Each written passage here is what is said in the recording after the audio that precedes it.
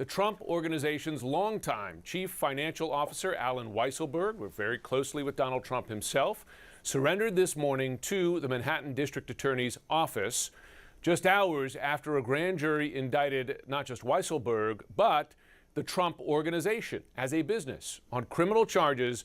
After being indicted yesterday, Donald Trump's company and his chief financial officer have been charged with violating New York State criminal law.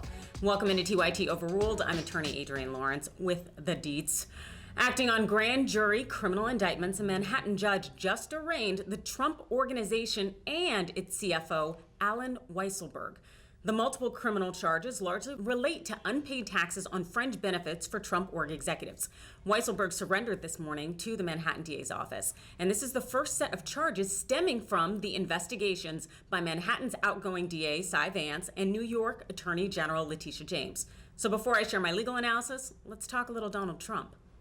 For quite some time, Vance and James have been investigating whether Trump broke the law by evading taxes, misleading lenders, and also other tax authorities.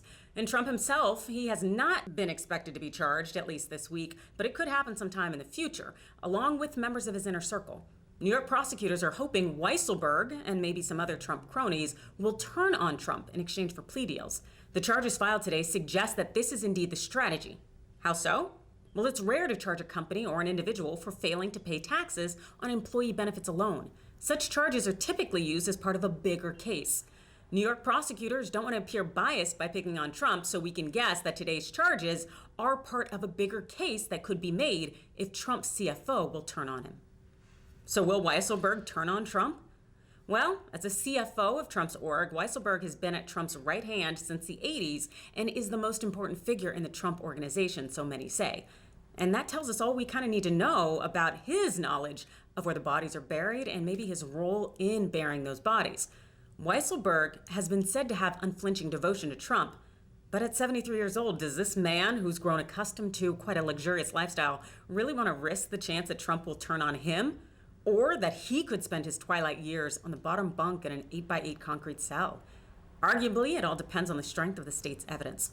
So far, prosecutors have found several questionable luxury perks, including an apartment in Manhattan, leased Mercedes-Benz cars, and private school tuition for at least one of Weisselberg's grandchildren, all of which probably should have been taxed.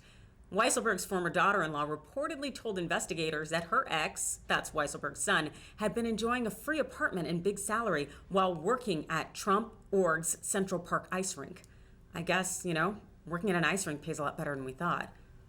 As the Washington Post has accurately described it, the indictment sets up an unprecedented legal showdown between prosecutors in Manhattan and a powerful former president with an enduring grip on the Republican Party. This should be interesting.